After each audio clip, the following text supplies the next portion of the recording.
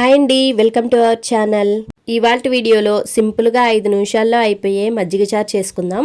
ఇంట్లో పెరుగు ఎక్కువగా ఉన్నప్పుడు బొజ్జకి హాయిగా తినాలనుకుంటే ఈ మజ్జిగ చారు ఈజీగా చేసేసుకోవచ్చు.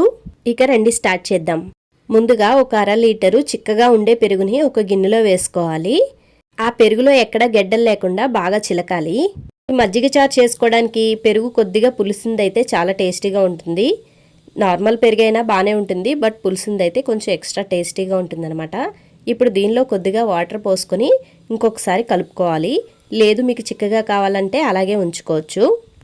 ఇప్పుడు నేను ప్లేట్లో చూపిస్తున్నవన్నీ కూడా మజ్జిగ చారులోకి తాలింపు పెట్టుకోవాలి. ఇప్పుడు తాలింపు కోసం పొయ్యి మీద కడాయి పెట్టుకుని దానిలోకి 1 స్పూను ఆయిల్ వేసుకోవాలి. ఆయిల్ కొద్దిగా హీట్ అయిన తర్వాత ముందుగా శనగపప్పు, చిన్నగా కట్ చేసి పెట్టుకున్న అల్లం ముక్కలు వేసి కొద్దిగా వేయించుకోవాలి.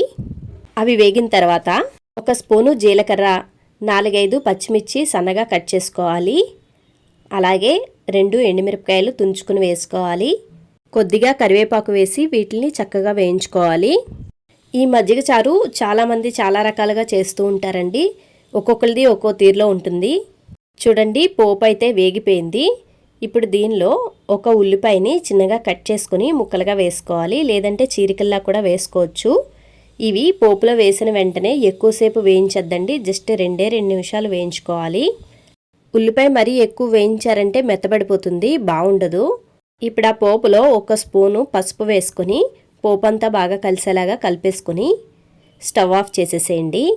ఇప్పుడు మనం ముందుగా చిలికి పెట్టుకున్న మజ్జిగని ఆ పోపులో వేసేసుకోవాలి. ఇప్పుడు ఆ మజ్జిగలో గుప్పెడు కొత్తిమీరని కట్ చేసుకుని వేసుకోవాలి. అలాగే రుచికి సరిపడా ఉప్పును కూడా వేసి మొత్తం అంతా బాగా కలిసేలాగా కలిపేసుకోవడమే. ఫైనల్గా ఎంతో రుచిగా ఉండే మజ్జిగ చారు రెడీ అయిపోయింది. ఇక అన్నంలో సర్వ్ చేసేసుకోవడమే.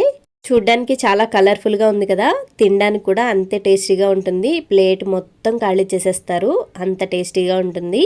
ఈ వీడియో కనుక నచ్చినట్లయితే లైక్ చేయడం మర్చిపోవద్దు.